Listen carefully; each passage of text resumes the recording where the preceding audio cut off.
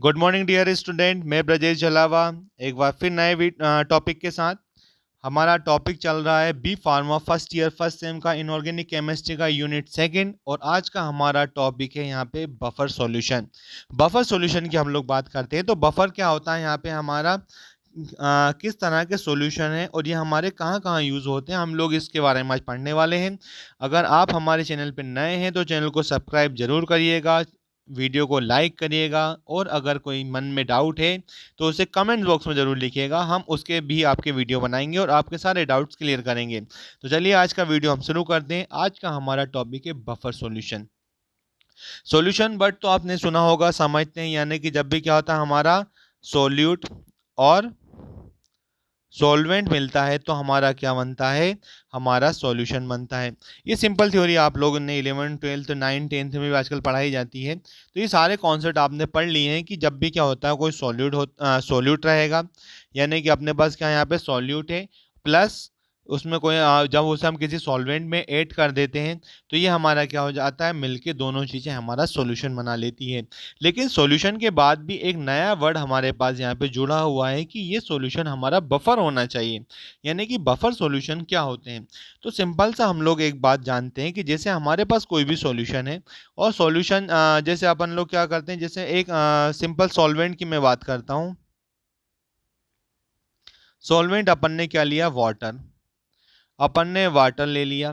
अब वाटर लेने के बाद क्या होता है अपना, ये तो सिंपल सा सॉल्वेंट है, इसमें जो भी आप सोल्यूट मिलाओगे ये उसी के हिसाब से हो जाता है। यानी कि वाटर में अगर अपन लोग कोई एसिड ऐड कर देते हैं, यानी कि क्या हो जाएगा, अपना सोल्यूट की जगह अपना क्या हो जाता है, कोई यहाँ पे कोई अपन एसिड यूज कर लेते हैं, तो ये हमारा सॉल्वेंट जो था वाटर, यह भी न्यूट्रल था। हमने इसमें क्या ऐड कर दिया, हमने सोल्यूट की जगह हमने इसमें एसिड ऐड किया, तो ये हमारा क्या हो जाता है, यहाँ पे अब आके हमारा क्या हो जाएगा, देखिए सोल्यूट में हमने क्या करा, एसिड ले लिया, और प्लस सॉल्वेंट में हमने क्या ले लिया, वाटर ले लिया, और जब हमने सॉल्यूशन बनाया है तो ये क्या होगा, हमारा एसिडिक होगा।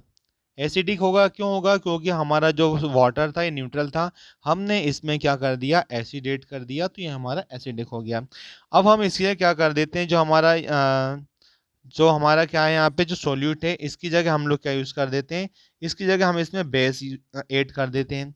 तो अब जो हमारा सॉल्यूशन बनेगा ये एसिडिक नहीं होगा, अब हमारा सॉल्यूशन क्या हो जाएगा, यहाँ पे हमारा बेसिक हो गया। क्यों, क्योंकि हमने सॉल्यूट यहाँ पे चेंज कर लिया, उसमें हमने बेस मिला लिया।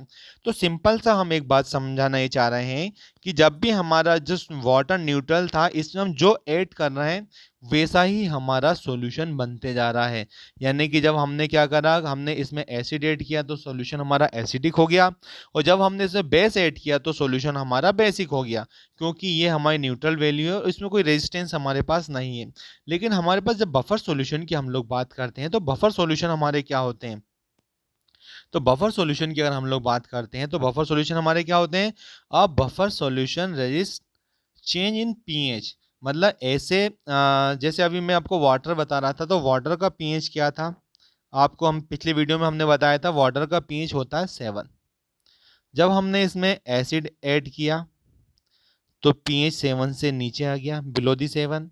और जब हमने इसमें बेस ऐड किया था तो क्या हो जाएगा, 7 से हाई हो गया।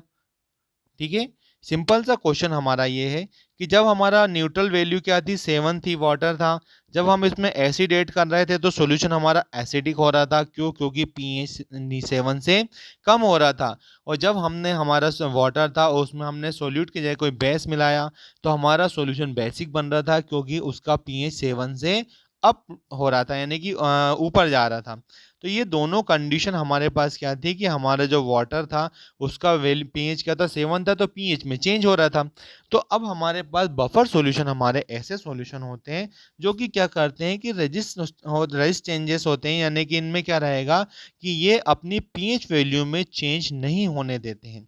वो कब नहीं होने देंगे, ऐसा नहीं होगा कि आप उसमें एसिड मिला रहे हैं और वो चेंज ही नहीं होगा, उसमें बेस मिला रहे हैं उसका पीएच चेंज नहीं होगा। लेकिन एक कंडीशन है यहाँ पे, स्मॉल अमाउंट वर्ड क्या हो गया हमारा स्मॉल अमाउंट। तो यहाँ पे हमारी जो डेफिनेशन बन रही है, हमारी डेफिनेशन ये बन रही है कि a buffer solution resist change in pH when small amount of acid और बेस आर एडेड।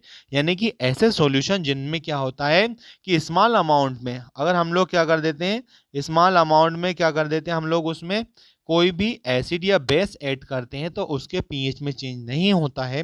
ऐसे सॉल्यूशन को ही हम लोग क्या कहते हैं, ऐसे सॉल्यूशन को ही हम बफर सॉल्यूशन कहते हैं। और इसमें क्या होता है, it contain a weak acid. ये अपने जो मेनली देखा जाए तो वीक एसिड में या कंजुगेटेड बेस या weak base and it's conjugated acid की हम लोग बात कर रहे हैं।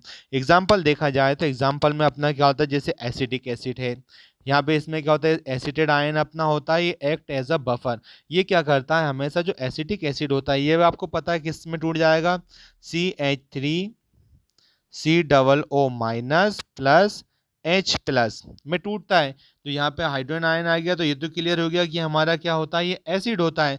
लेकिन क्या होता है, ये हमारा कौन सा एसिड होता है, ये हमारा वीक एसिड में आता है। तो ये वीक एसिड हमारा क्या होता है, जो एसिटिक एसिड होता है ये हमारा वीक एसिड होता है। और ये क्या होता है हमारा बफर, मतलब पीएच रेजिस्टेंस सॉल्यूशन होता है, इसलिए अपन इसको बफर सॉल्यूशन कहते हैं। अब इसमें एक चीज़ आती है हमारी, जब भी हमें इस तरह के सॉल्यूशन को हमें फाइंड आउट करना हो या इसके बारे में अगर जानना हो, तो उसके लिए हमारे पास एक इक्वेशन दी गई है। उस इक्वेशन को ही अपन लोग क्या कहते हैं, बफर इक्वेशन कहते हैं। तो बफर इक्वेशन क्या है, the buffer equation describe the relationship between the pH. गौर से इस चीज को देखिएगा और अच्छे से समझने की कोशिश करिएगा कि बफर इक्वेशन अपन लोग बात करते हैं तो बफर इक्वेशन होती क्या है। तो द बफर इक्वेशन क्या करती है, डिस्क्राइब करती है क्या, रिलेशनशिप, कि रिलेशनशिप को क्या करेगी, डिस्क्राइब करेगी कि किसके बीच में, between the pH of buffer solution. ये वर्ड आप याद रखिएगा कि बफर जो इक्वेशन होती है क्या होती है, एक डिस्क्राइब करती है, एक रिलेशनशिप है, यानी कि एक रिलेशनशिप को डिस्क्राइब करेगी between the pH of buffer solution and concentration of weak acid and its conjugated base, and weak base and its conjugated acids, and how they resist change in pH when a small amount of acid और base are added. Simple सी बात आपको यहाँ ये बताई जा रही है कि जो हमारी पीएच इक्वेशन बफर इक्वेशन होती है, ये बफर इक्वेशन क्या होती है, एक रिलेशनशिप को डिस्क्राइब करती है किसके बीच में, यहाँ पे हमारे जो सॉल्यूशन हम यूज कर रहे हैं उसके पीएच पर, यानी कि जो हमारा बफर सॉल्यूशन है उसका पीएच, और उसमें जो भी हम एसिड या बेस, कोई जैसे अगर हम लोग कोई एसिड मिलाते हैं और उसके साथ क्या रहेगा अपना कंजुगेटेड बेस रहेगा, या फिर कोई हम बेस यूज कर रहे हैं स्मॉल अमाउंट पे तो उसके साथ क्या रहेगा उसका कंजुगेटेड एसिड रहेगा। तो इनके जो कंसंट्रेशन है, इस कंसंट्रेशन और जो बफर सॉल्यूशन है उसके पीएच के बीच में क्या रिलेशनशिप है, जो इक्वेशन इस रिलेशनशिप को क्या करती है, डिस्क्राइब करती है, उसी को अपन बफर इक्वेशन कहते हैं। एक बार मैं फिर बताता हूं आपको कि बफर इक्वेशन क्या है हमारी, ये रिलेशनशिप को डिस्क्राइब करती है किसको, पीएच ऑफ बफर सॉल्यूशन, यानी कि जो हमारा बफर सॉल्यूशन है उसके पीएच पर, और जो स्मॉल अमाउंट में हम लोग एसिड और बेस ऐड कर रहे हैं उनकी कंसंट्रेशन पर, यानी कि pH of solution and concentration of acid and base which are added in solution. हम जिस सॉल्यूशन में कोई भी क्या कर रहे हैं यहाँ पे, जो स्मॉल अमाउंट में एसिड और बेस ऐड कर रहे हैं, ये उनके बीच की रिलेशनशिप को डिस्क्राइब करता है। उसी इक्वेशन को अपन लोग क्या कहते हैं, हमारी बफर इक्वेशन कहते हैं। अब बफर इक्वेशन एसिड के लिए अलग होगी और बेस के लिए अलग होगी। चलिए देखते हैं हम लोग एसिड और बेस के लिए अलग अलग हमारे पास यहाँ पे क्या है, इक्वेशन दी गई है। यहाँ पे अपने पास क्या है, पहली जो दी गई है यहाँ पे हमारी इक्वेशन जो है for weak acid and conjugated base, हमारे पास क्या है यहाँ पे weak acid and conjugated base के लिए इक्वेशन दी गई है। ये इक्वेशन हमारी क्या होती है, पीएच। अब हमें क्या करना है, रिलेशनशिप पता करना है किसके बीच में, सॉल्यूशन ऑफ पीएच। तो यहाँ पे क्या हो जाता है हमारा, एक तो रिलेशनशिप किसके बीच में हमारी, यहाँ पे रिलेशनशिप हमारी है pH of solution equal to क्या हो गया, P K A plus log A minus upon H A. अब यहाँ पे पी के ए क्या है और ये ए और एच ए क्या है हमारा, इसको जानते हैं हम लोग। यहाँ पे हम लोग ने लिख रखा, क्लियर आपको समझ में आएगा देख के।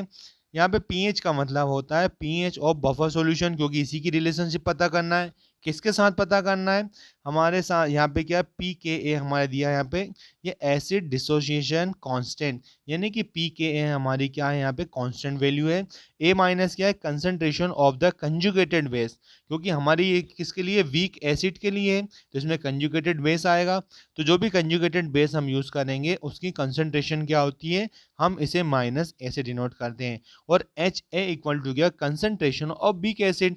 अभी आपको पहले बताया था कि जब भी क्या होगा हमारा, जब भी हमारा वीक एसिड रहेगा तो कंजुगेटेड बेस रहेगा।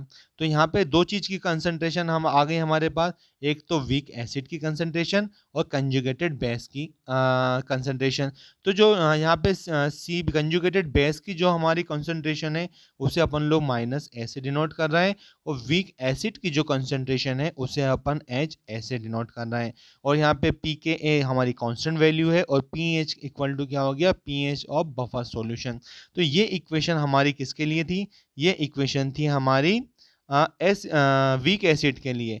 अब जब हम लोग बात करेंगे काई की वीक बेस की बात करेंगे, तो सेम ये इसमें बस क्या हो जाएगा हमारे पास, यहाँ पे अपना क्या चेंज हो जाएगा, यहाँ पे हाइड्रोजन आयन की जगह यहाँ पे क्या जाता है, क्योंकि बेस है तो वीक बेस की बात करेंगे अपन लोग, तो यहाँ पे क्या हो जाता है अपना ओ एच, यानी कि हाइड्रोक्सिल ग्रुप आ जाता है। तो यहाँ पे क्या हो गया, यहाँ पे सिंपल इक्वेशन है हमारी P O H equal to P K B log B upon H B plus. यहाँ पे अब देखिए क्या होता है, यहाँ पे अगर हम लोग बात करें कि इक्वेशन में हमारी कौन सी वैल्यू क्या है, तो सिंपल सी बात यहाँ पे आपको समझ में आएगी। यहाँ पे क्या हो गया, P O H equal to होता है यहाँ पे कि हाइड्रोक्सिल आयन की जो कंसंट्रेशन है और बफर सॉल्यूशन, क्योंकि अब हमने क्या करा है यहाँ पे वीक बेस यूज कर रहे हैं और कंजुगेटेड एसिड यूज कर रहे हैं। तो यहाँ पे क्या हो गया, अब वीक बेस यूज करेंगे तो इसमें क्या होगा, जैसे अगर एसिड यूज कर रहे थे तो हाइड्रोजन आयन की कंसंट्रेशन देख रहे थे, लेकिन बेस क्या होते हैं अकॉर्डिंग टू अरेनियस थ्योरी, कि ऐसे सब्सटेंस जो कि क्या करते हैं हमारे हाइड्रोलिसिस करने पर हाइड्रोक्सिल आयन देते हैं, उन्हें हम लोग बेस कहते हैं।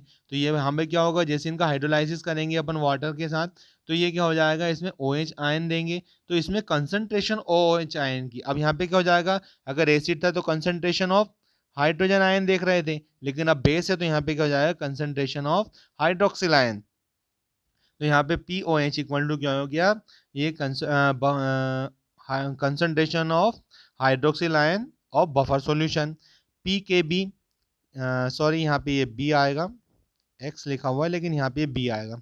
तो पी के बी क्या है, वही हमारा बेस का डिसोसिएट होने का जो कांस्टेंट होता है। यहाँ पे जैसे कोई हमारा डिसोसिएशन हो रहा है तो यहाँ पे द बेस डिसोसिएशन कांस्टेंट के बी पी के बी हो गया। और यहाँ पे बी की अगर हम लोग बात करें तो कंसंट्रेशन ऑफ बीक बेस, जो अपना बीक वे बेस अपन ने यूज किया था उसकी कंसंट्रेशन क्या हो गई हमारी बी, और बी एच प्लस यानी कि हो जाएगा यहाँ पे कंसंट्रेशन ऑफ कंजुगेटेड एसिड। जो कंजुगेटेड एसिड है इसकी जो कॉन्सेंट्रेशन रहेगी वो हमारी क्या होती है, वो हमारी बी एच प्लस हम इसे डिनोट करते हैं। तो आज की वीडियो में हमारा इतना ही। आज का वीडियो आपको कैसा लगा कमेंट्स बॉक्स से कमेंट्स करके ज़रूर बताइएगा, और भी अगर कोई मन में डाउट है तो हमें ज़रूर बताइएगा। तब तक के लिए नमस्कार।